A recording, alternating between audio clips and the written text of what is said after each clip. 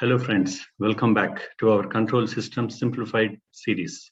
Today we shall discuss about the time response analysis of second order system. So the best example of a second order system in electrical engineering is a Series Rlc circuit. We have seen this circuit several times, and if you have resistance, inductance and capacitance connected in series, we have Vi of t, input voltage and output voltage taken across C. Then if you calculate in terms of I of t, we get the transfer function G of S is equal to 1 by S square LC plus SRC plus 1. We know by this time that the order of the system is the power of the S and the denominator. Okay, so hence we consider this system as the second order equation, so our second order control system. Now, for the sake of simplification, we divide both numerator and denominator by LC. We get 1 by LC by S square plus S into R by L plus 1 by LC. So we replace omega n square as 1 by LC, and omega n becomes 1 by square root of LC. So 2 zeta omega n is equal to R by L. So zeta we will get R by 2 into square root of C by L in terms of simplification. Now here, if C and L are held constant, the damping ratio zeta then depends on the value of resistance. So let C be 1 farad and L be 1 Henry. So we get R is equal to 0, which means zeta is equal to 0. We call this as an undamped case. Now when R is equal to 1 in this equation, so zeta is equal to 0.5. In this, R is equal to 0. Right, C and L being 1, and zeta becomes 0.5, and R is equal to 2, implying zeta is equal to 1. If R is equal to 2 in this, zeta becomes square root of 1, 1. And then R is equal to 4, which means zeta is equal to 2. R is equal to 4, 2 square root of 1. So this becomes 2. That's a overdamped case. So these are all the 4 possible cases for understanding the time response of a second order system. Now, before we go for that, we need to understand certain terminology, which is nothing but a damping ratio, system damping ratio. It is a dimensionless quantity describing the decay of oscillations during a transient response. Right? You can modify it for your comfort, but verbally it is a zeta. The symbol is actually zeta. Some textbooks follow it as delta also. Then system natural frequency. It is the angular frequency at which the system tends to oscillate in the absence of damping force. That symbol is a lowercase of omega. Then system damped frequency, omega d, which is nothing but omega n into square root of 1 minus zeta. It is the angular frequency at which system tends to oscillate in the presence of damping force. You will see damping is nothing but absorbing of oscillations. Okay, so the damping ratio basically decay of oscillations during a transient response. So the entire system response depends on the damping ratio. It says actually how fast the decaying of oscillations take place. So system natural frequencies, it is the angular frequency which system tends to oscillate in the absence of damping force. Okay, then damped frequency WD is nothing but the system oscillates in the presence of damping force. So that's the thing. So damping is nothing but absorbing of the oscillations.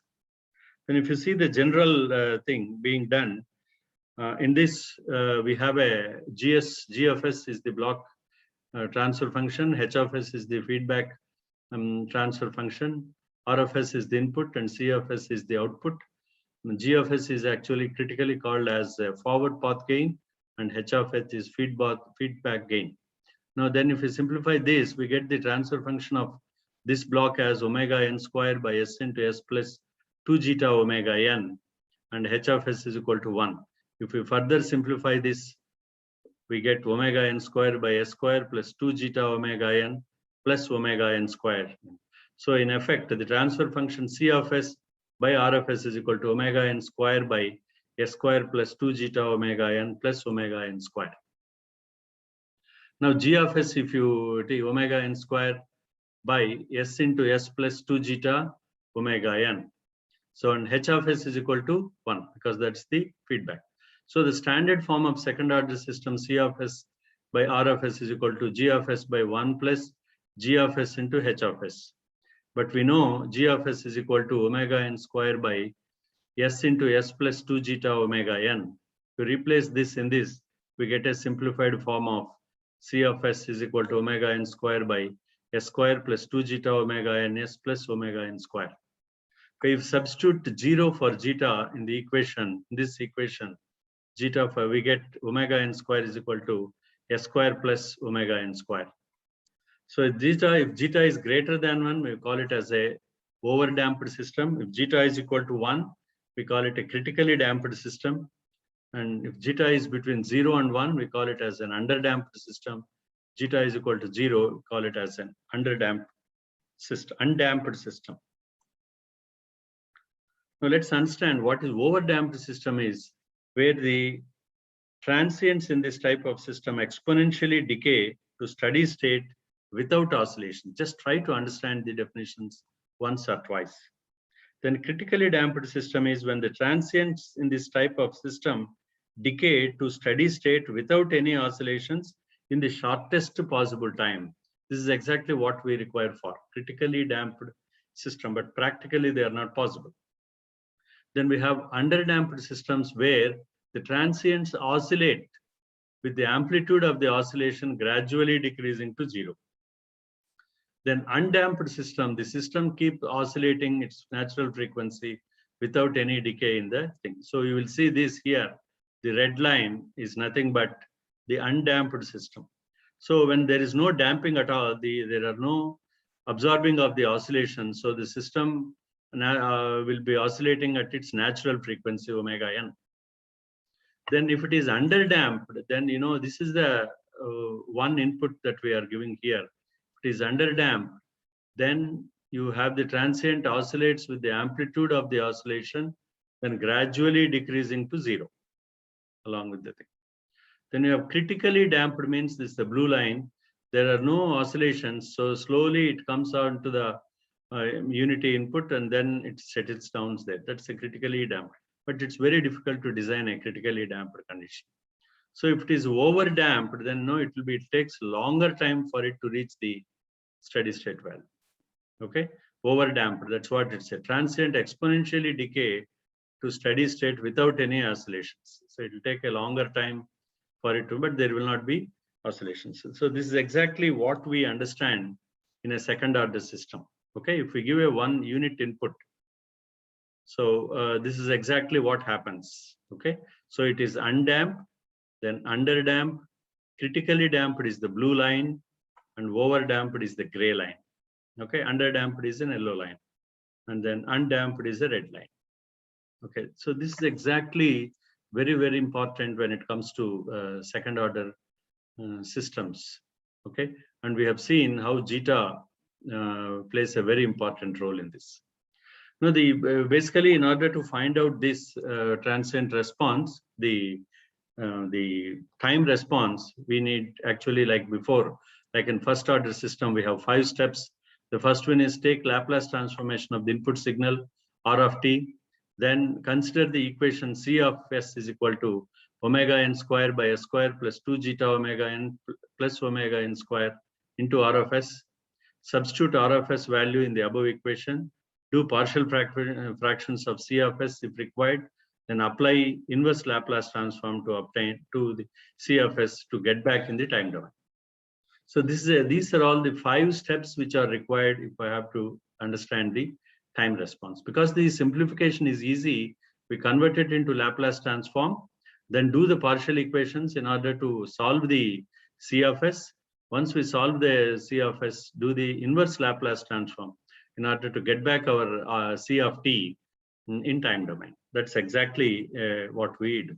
So if we see the first case where zeta is equal to 0, undamped system, so the C of t will be omega n sine omega nt on simplification.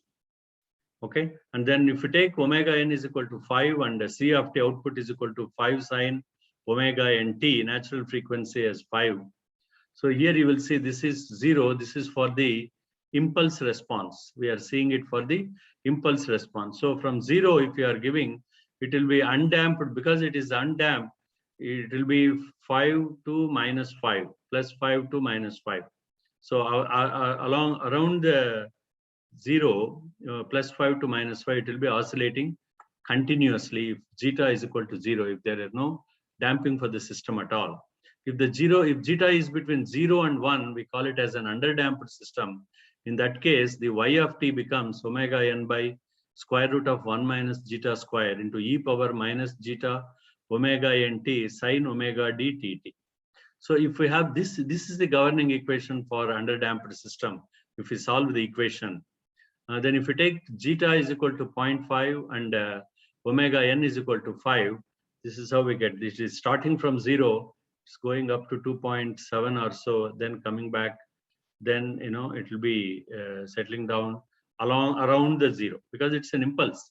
Suddenly it goes and then it will be settling down along the 0. That's for the underdamped system when zeta is between 0 and 1. Then we have zeta is equal to 1. We call it as a critically damped system, where if we do that 5 simple processes, C of t is equal to omega n square t into e power minus omega n t. So if we go on replacing same omega and 5, so we get this kind of a thing, and then it settles down at near 0. This is a critically damped system, because this is the sudden impulse, then it comes down suddenly and then settles down at 0. So this is a steady state thing for impulse response. If zeta is equal to greater than 1, we call it as an overdamped system. In that case, C of t is given by this equation. The response is given by this. So if we replace omega n in this and zeta is greater than 1 in this some value, we go on from 0, it rises to this impulse, and then it will be reaching the 0 after a long time, very long time. This is a overdamped system. So the second order. So impulse is suddenly you are giving an input, then suddenly after that it is escaping. So the output of the system for an impulse input gradually settles to 0 after 5 seconds or so. So that's exactly about the impulse response. Now let's understand the same thing for all in one for impulse response. And this is 0. And undamped system is the red signal when zeta is equal to 0, where you have a continuous oscillations. There is no decay because there is no damping. When zeta is between 0 and 1, we have an underdamped system. That's a green line, where we have this is a 0 and then settles down at 0 because it is impulse. Then zeta is equal to 1 critically damped system, a blue line, which normally settles down at the 0 quicker thing. We desire critically damped, but it's not all that possible always. So we compromise with underdamped systems in most of the designs of control systems. So zeta is greater than 1, is overdamped, then it's a black line, gray line or rather. So then it takes longer time to come to reach to the steady state. So this is about the impulse response.